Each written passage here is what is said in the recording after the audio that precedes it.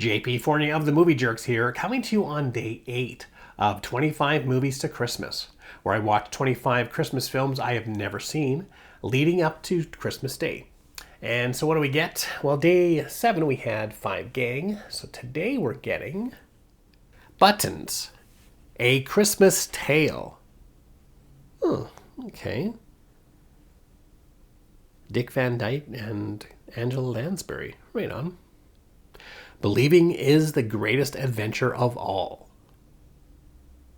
During a time of robber barons, child labor, and rising industry, 2 orphan girls get a little help from their unexpected guardian angels, who turn the tides of events and change their lives forever. That sounds cute. So day 8, I am watching Buttons, A Christmas Tale.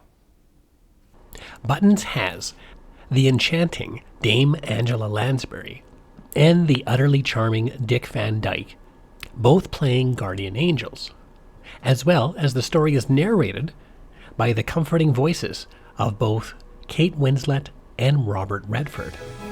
It was unlike any other Christmas in Belford Hills. Telling the stories about 2 orphan girls during Christmas time, set in a Charles Dickens era. Well, this sounds like the most award-winning formula for the perfect Christmas movie. This should be a holiday home run. Nope.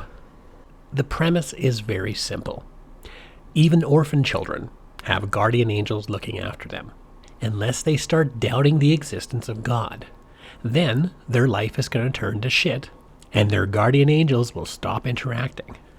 I was going to make a much longer video breaking down all the issues that irritated me about this film, from the music sounding a little too familiar to other musicals. Don't let her light go out. I know you're strong enough to heal. If God had granted me a son, the sun must die one by one, how soon they fly.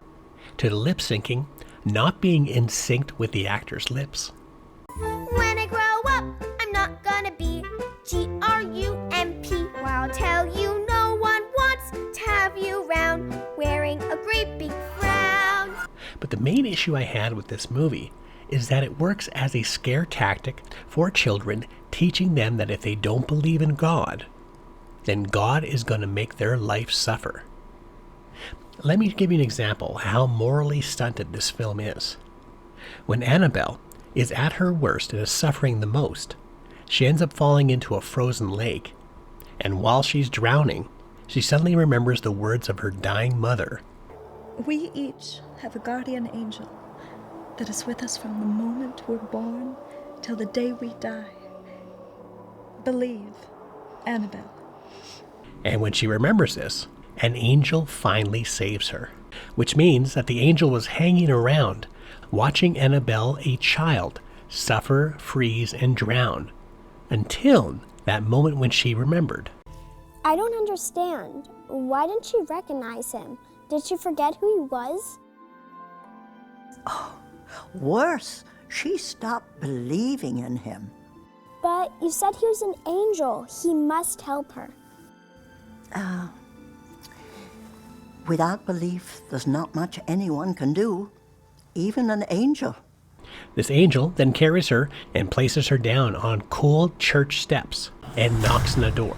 The angel doesn't bring her into a warm church to warm her up, but lays her on cold steps and waits for someone to come get her. When the angel knocks on the door, it's only one person in the church that hears it. But only Elizabeth heard the knock at the door. Not the person who's nearest to the door to be able to pick up Annabelle and bring her into the warm church immediately. So after several knocks, this girl finally goes to answer the door. Of course, she also has to be in the middle of the church and not closer to the doors, still leaving Annabelle freezing on the steps. When she picks up Annabelle into her arms, Annabelle wakes up from her near-death situation. And instead of bringing her into the warm church where she would stop freezing, they keep her outside while snow is falling on her, and all stand around her like morons. And why? Because it's a miracle. I don't know, I just didn't care for watching a child suffer for these silly and unnecessary reasons. And one of the biggest sins of all? The film is boring. It is painful to watch this great cast of talent get wasted on such a dull, generic, misguided piece of propaganda. I'm so sorry, Annabelle. There's nothing else we can do.